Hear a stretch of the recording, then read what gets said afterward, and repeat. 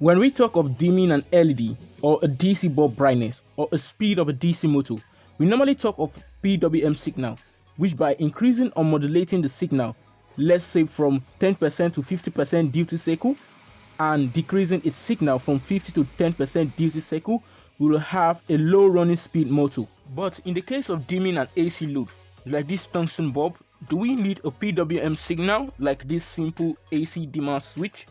So in this video, we will explore the inner working of an AC dimmer switch and show how to design one using a Triac.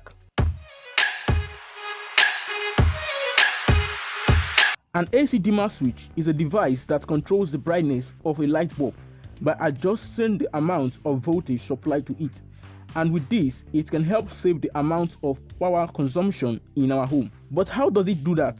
Well, it's actually quite simple. The dimmer switch uses a special component called a Triac, which stands for triode. Tri means it has 3 terminals, and AC means the device controls alternating current. So it is a bidirectional 3-electrode AC switch that allows electrons to flow in either direction.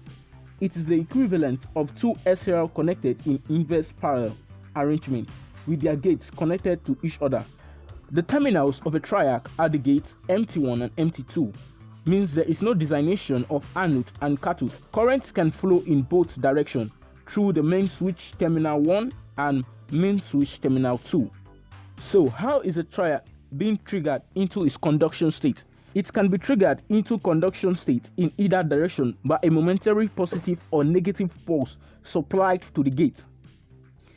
If the appropriate signal is applied to the Triac gate, it conducts electricity. You can see from the signal line, the green line is our input voltage and the blue line is our output voltage. And right now you can see it is at its 0 mark, means there is no voltage at the output and the Triac is off. But when I started adjusting the voltage at the Triac gate, you see our Triac fired into its conduction state and only just letting a small portion of a positive half cycle or negative cycle. And the more voltage it receives at its gate, the more it allows some portions of the positive and negative half cycle until it lets all the portion of the signal. Now you can see we have 100% duty cycle, and adjusting again, we start limiting some portion of our input signal. Now that we understand how the Triac works, let's design one. The circuit is quite simple. Here is a circuit diagram. As you can see, the Triac is connected to the AC power source, and the diac is used to trigger the Triac's gate. The capacitor and the potentiometer are used to shift the phase angle of the gate signal. Please make sure you use a non-polarized capacitor because you are dealing with high voltages. The circuit action works in this way. When the circuit is powered up, the capacitor gets charged through the variable resistor, and when the diac breakover voltage is met, the diac opens and lets current flow to the gate. While as we control the potentiometer, we change the phase angle, and with this we are able to control the brightness of our load. While the series capacitor and resistor at this point helps to limit any sudden rise in voltage in the circuit. To build the circuit, simply connect the component as shown in the diagram and you are good to go, and you can see the circuit works perfectly.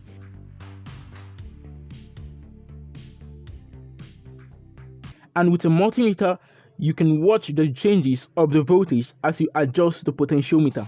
Okay, that's it for today's video on AC dimmer switches. We hope you learned something new and useful. Remember, with a little creativity and some basic electronics knowledge, you can design and build your own AC dimmer switch using Triac. Thanks for watching, and don't forget to like, share and subscribe for more electronics tutorials and projects.